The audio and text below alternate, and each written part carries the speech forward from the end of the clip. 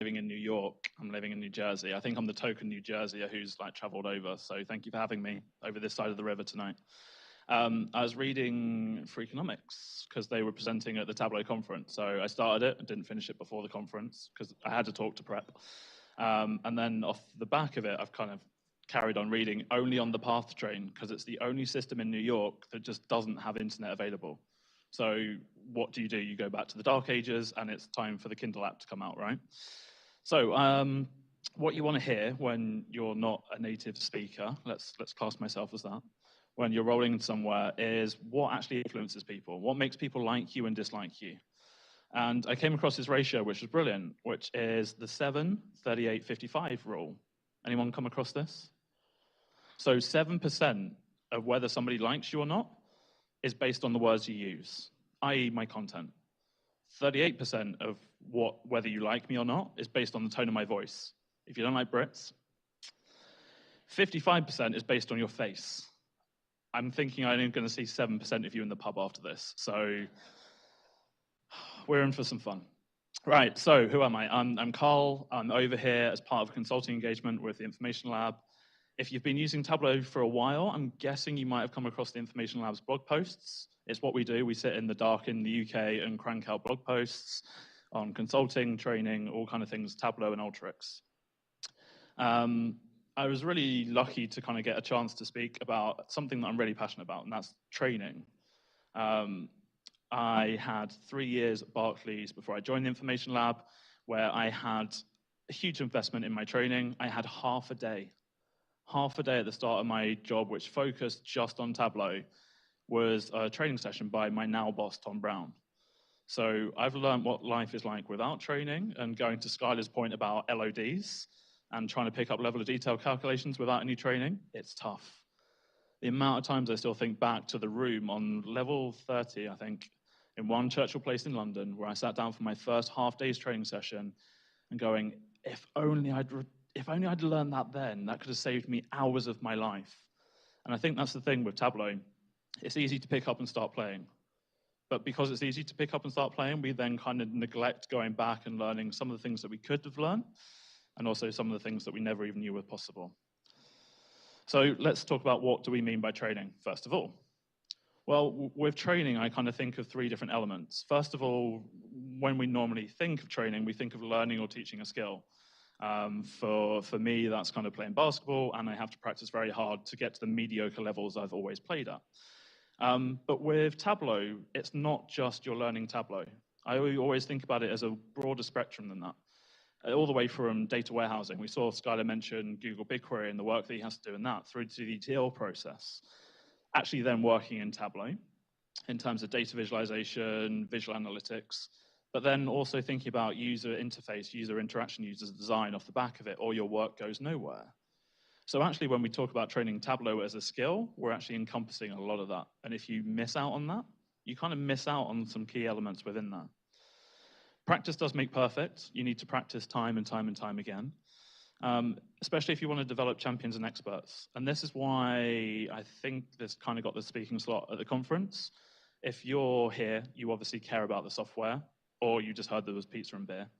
But if you really care about the software and you want to roll it out in your organization or get better at it, you want to create those champions, those experts, or you want to be that expert. Training helps you do that. Without it, I think it's near enough impossible. And also quality, not quantity of training is a big thing for me. So actually, you know, that phrase that I hate to hear, oh, I've used Tableau for 3 years. Congratulations. Now can I see what you can actually do in it?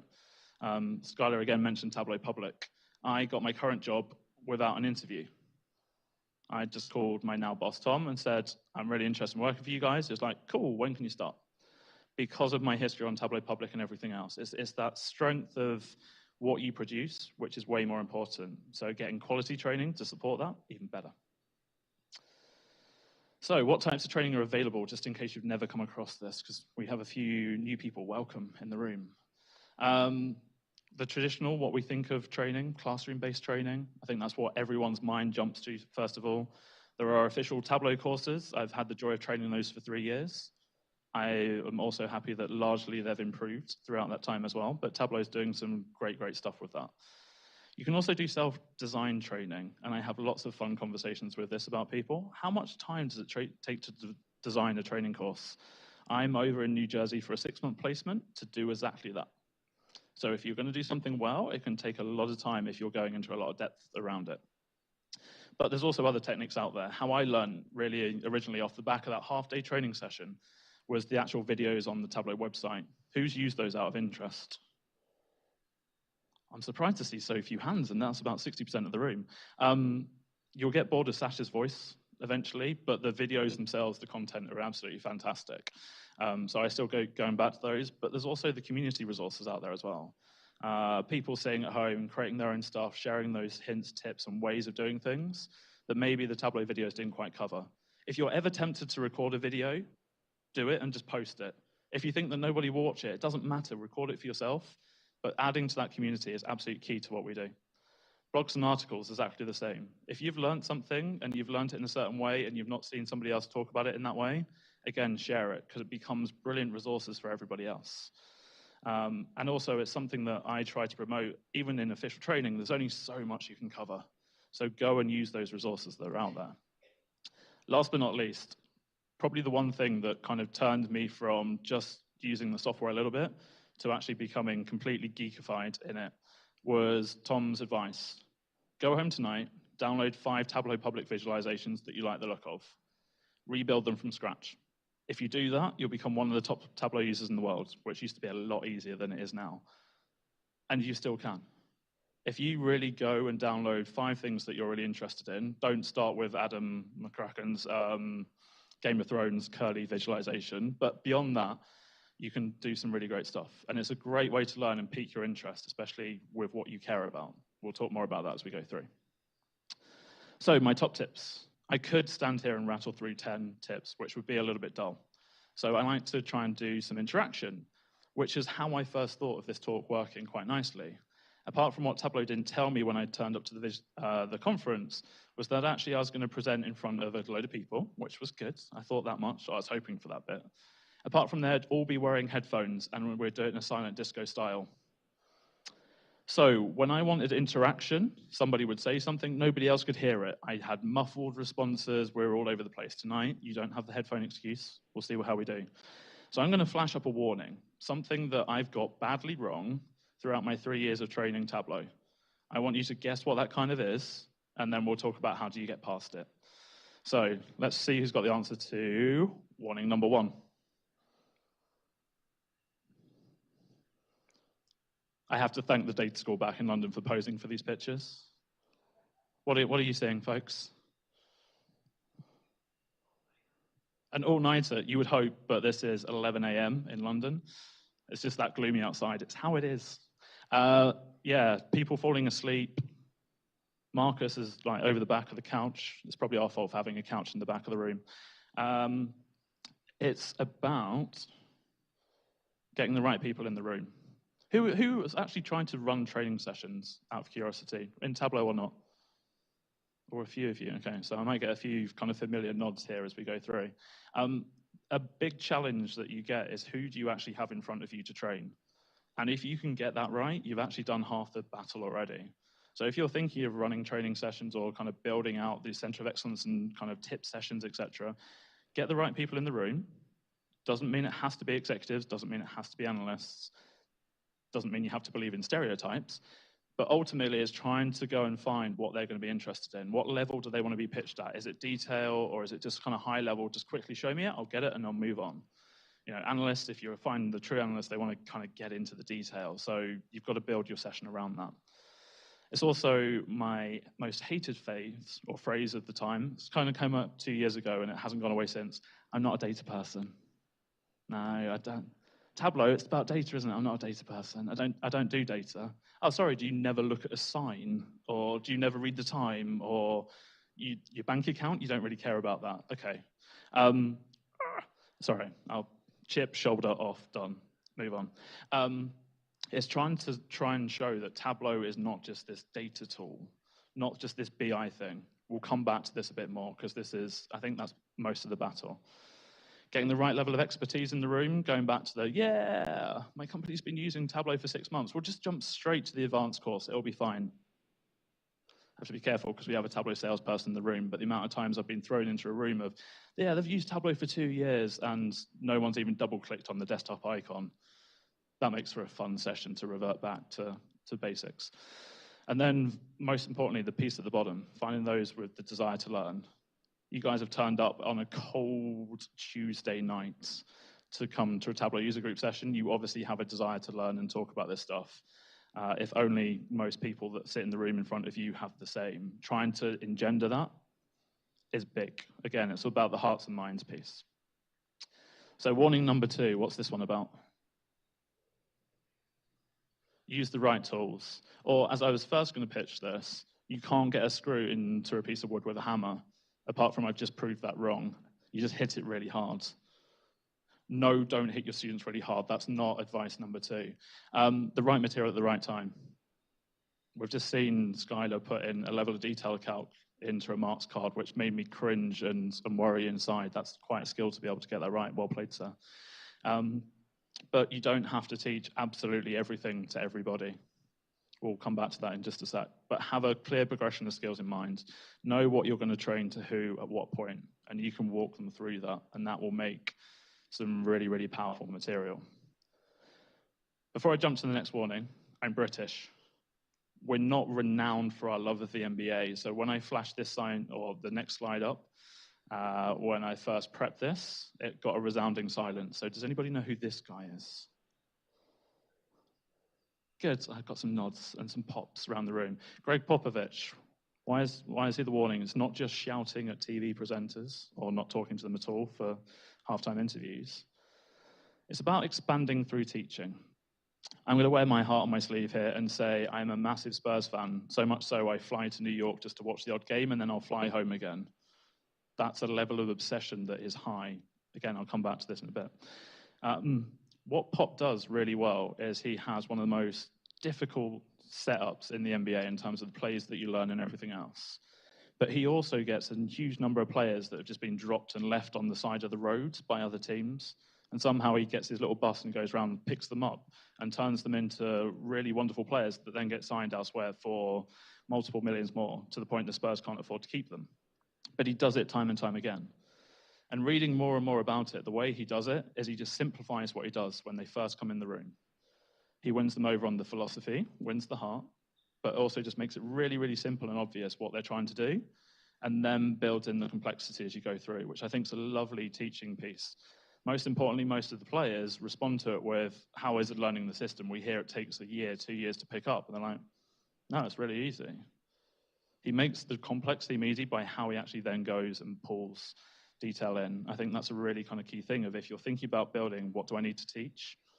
Do it that way. Start simple. Start a little bit too simple. You can always pick somebody up, but if they know where you're going to, you can drive it well. Warning number 4, nicely modeled by Will. What's this one? Buy a Kindle. I've already said it. No. Don't overload. Don't teach everything. You don't need to.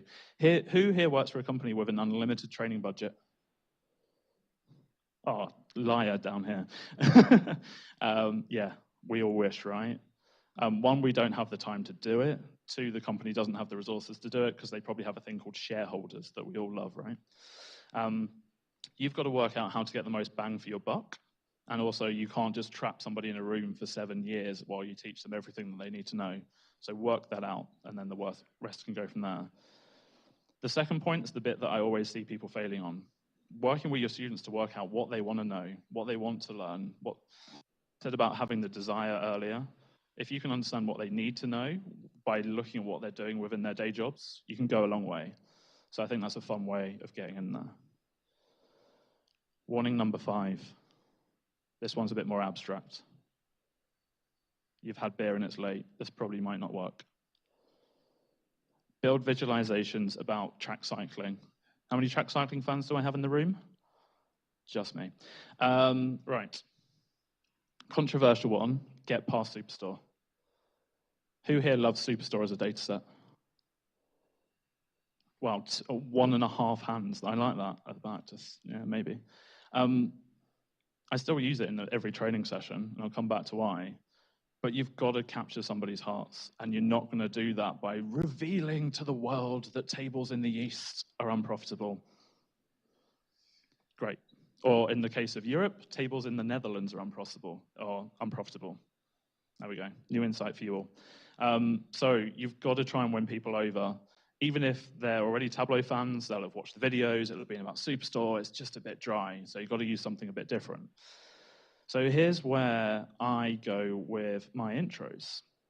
And whether somebody says they are data people, not data people, or anything else, I like to show why I like using the software. And I'm often in front of a business crowd who, frankly, don't want to be there, and they've just been told by their boss to go and learn a new piece of software. Sad but true. So I show them where I start. And I started here. Now, remember in Vegas, I had loads of people with headphones on, and then because not everybody could get in, I had a whole load of people standing around the side who couldn't hear what I was saying. And they saw this on the screen, and I actually had 2 people just walk away like, this guy doesn't know what he's doing. And that's exactly my point. Start simple, start basic. This is my, I think it was from the V8 beta. Peter will know. It's when we decided to get stuck into Tableau Public a bit more, and I thought this was amazing. Look, I have a floating tree map and everything. Look at my skills.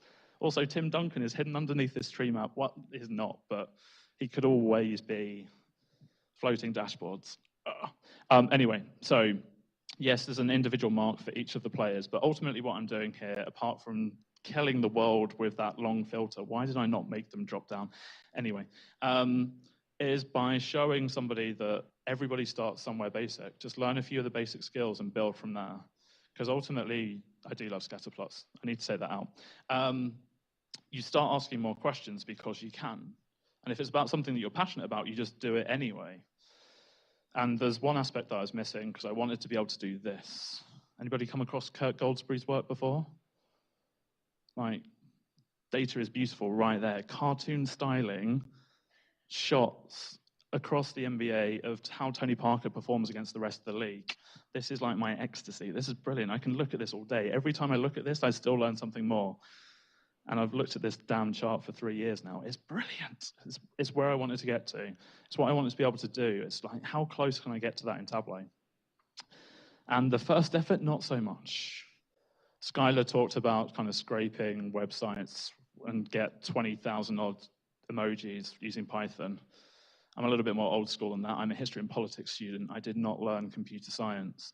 I sat at home 4 hours on a Sunday morning by myself, rewatching the same 1 quarter of basketball, Spurs versus the Lakers. The Spurs played horrendously to be able to capture this data on a perfectly 100 by 100 drawn out grid over a perfect basketball court. And I caught that data myself, and I was proud. And then I put it into Tableau, created this, and I was less proud. It's just not beautiful. It's like, let's compare. Kurt Goldsberry got it. Me, not so much. But it did teach me more about mapping and that everything is fundamentally a scatter plot. That's good lessons to learn.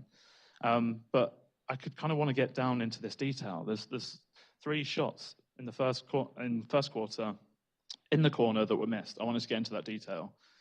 So I had to go and solve this by, 1, watching more basketball to plot the data again, but learning path mapping to allow me to understand where that path went from and where it went to. Now that's a good use of my time, arguably. So what actually led to the misses? In the case of those 3, it was long cross-court passes. You know, if you've played basketball, your coach will hit you around the back of the head for such actions. It's easy to get a steal against them. Don't do this. Don't do this. And that's possibly why they missed. Gives the defense time to recover. So it's good. You know, I can put together a nice little running total if my laptop ever behaves. It's been misbehaving badly today. I can look at the period where the Spurs, so the grey line running total, just didn't score. Lots of cross-court passes, not much going on there, all pretty dodgy.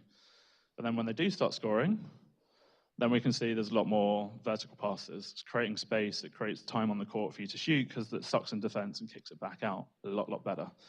So it helped me learn more about the game. And what I'm showing here is, well, by doing dashboarding and dashboard actions, you can kind of start linking things together, and that's really powerful. And that also helps to win a few hearts and minds. But what if I could go further? And that's when I found the NBA API, completely undocumented.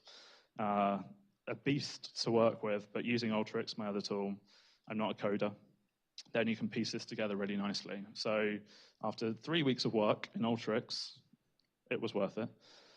It got me to this point where I could go and pick any play within the game. And because Pete at the back is a massive Bulls fan, I picked a Spurs versus Bulls game specifically. Let's go and watch Kawhi Leonard scoring against them.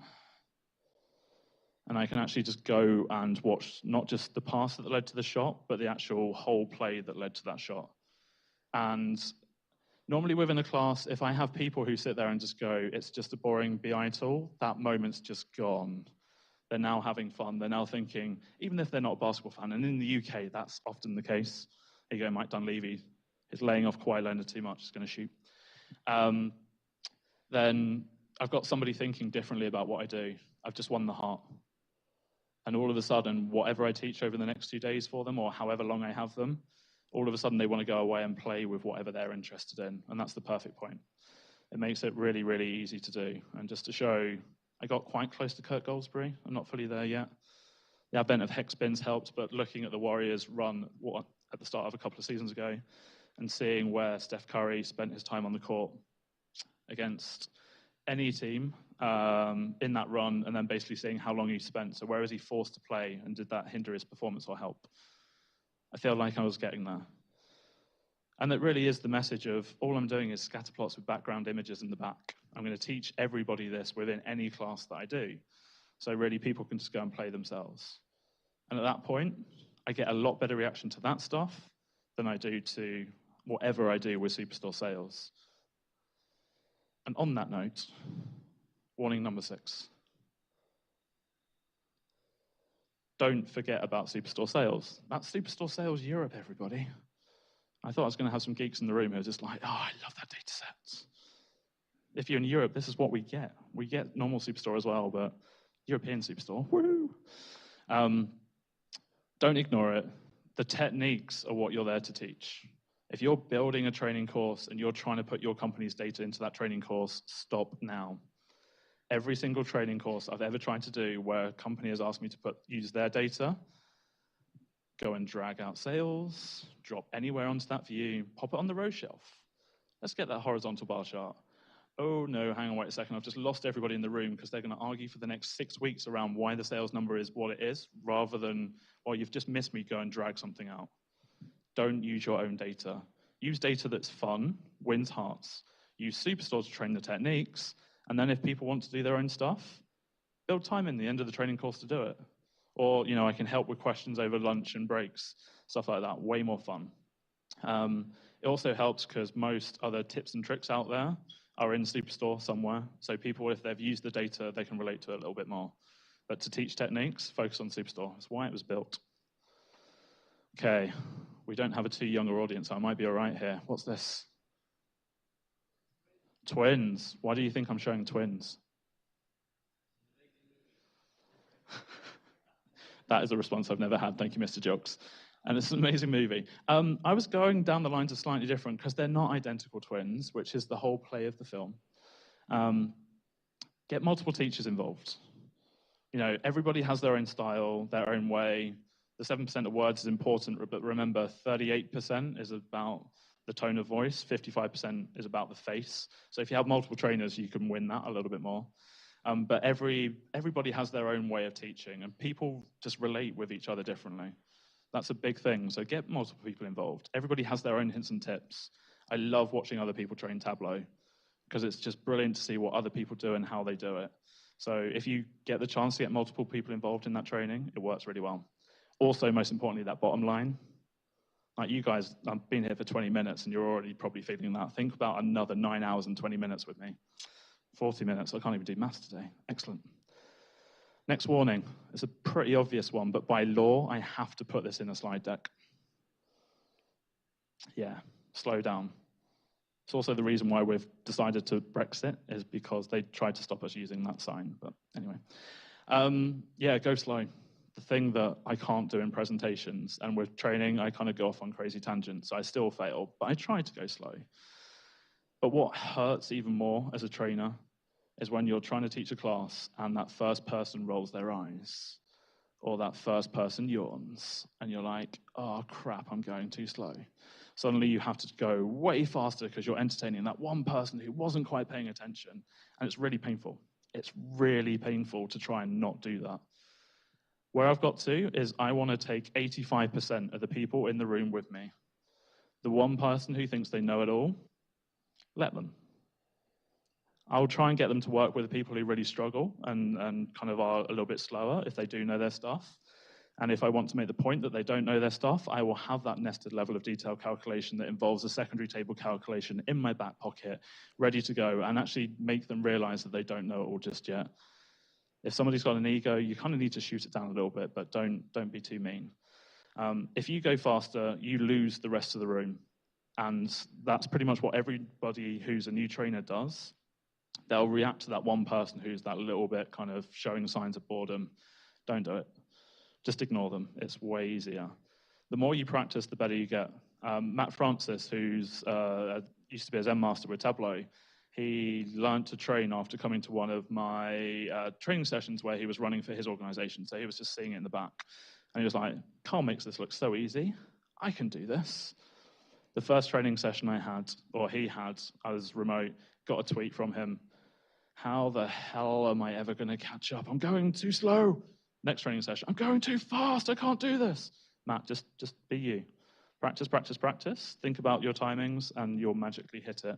But don't react to just that one person in the room. Is a big tip. This one, number 9. Don't be distracted by the big sign. Who's trying to do remote training? Who's been on the receiving end of remote training? How hard is it to stay focused on what somebody's saying and trying to teach you? Your email icon's just there, right? It's flashing orange. Thanks, Outlook. I know, I've emailed, I'm done. You've just lost them. If you have to do web-based training, cut those sessions down to little bits, little tiny 1-hour sessions. Tableau takes their official 2-day course and makes it into a 5-day course and does it 2.5-hour slots a day.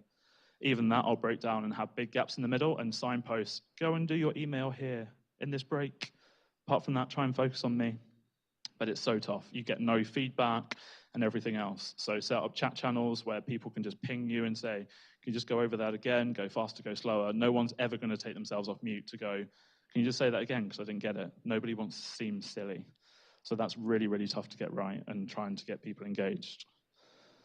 Now, my law also for me being a Spurs fan and a presentation, have to get Tim Duncan in to here somehow. Anyone want to think what this one is? Just start. Just do it. Don't go and build 20 hours worth of training material, 10 hours of training material, basically you sitting in a room for 4 months before you do anything. Go and start building your first module. Go and test it with somebody. Don't go and test it with the people that you're there who you have to make those champions and future experts. It's putting too much pressure on you as a trainer if you're not used to it to get it right first time. If you go and show people who know about the subject, they'll be able to give you a critique. They'll still learn stuff. I always learn stuff when I look at people and watch people work. But they'll help you work out whether it comes across clearly, whether it's getting the reaction you want, and you can go and test the skills of that person and have they learn what you want. Because then when you go and do hit those high priority targets that you're led to turn into the next Zen Masters, fantastic, you've just nailed it. But you've made it so easy to take the pressure off yourself. And also it means you don't write 10 hours worth of material to then realize you've completely missed the bar and you need to go back and do it again. So yeah, just get going after your first module and then you'll rebuild from there. So in recap, top 10 tips. Get the right people in the room and also just use the right material at the right time. Don't try and do everything at once and slowly expand through teaching. You know, it works really well to do that, gets more people on board. Don't try and teach absolutely everything. That's the hard one to do. Take a step back. You're the experts. Sometimes that's hardest to do, to step back and work out what bite-sized chunks are. Get past the visiting superstore, win those hearts, but then to win the minds, use the techniques that you can teach within Superstore. And most importantly, get multiple people involved so you don't have to hear my jokes all night. Slow down, go slower. If you can, be in the room and avoid webcams, but sometimes you have to. But most importantly, just get started. So I am Allchin. I work for the Information Lab. I'm a Tableau social media ambassador, so that means that I'm available on Twitter 24/7 at Tableau's request. Not quite. Sometimes feels like that. If you have questions about training, if you have good experiences, bad experiences, I'd love to build this out further. So please feel free to share them. Any questions?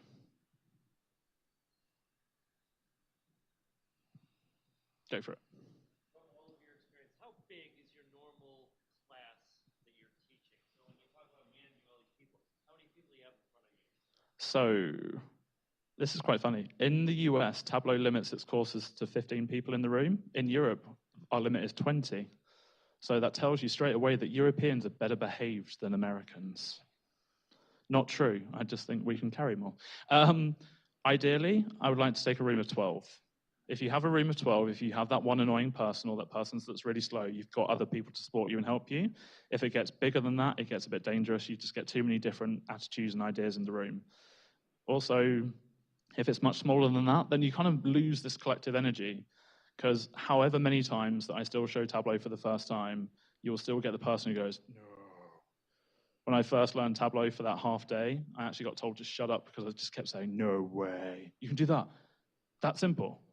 But in SQL, oh, you're kidding me. Awesome. You want a few people in the room like that because it carries everybody else through. So yeah, if you can go for about 12, it's great. More than that and you're juggling people a little bit, less than that might just be a bit of a flat session.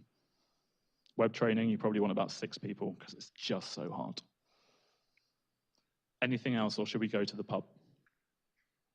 Okay, so the 7% of people who decided they liked me when I first came on and liked the words I've said, let's go to the bar. We'll follow this man here, Peter, who's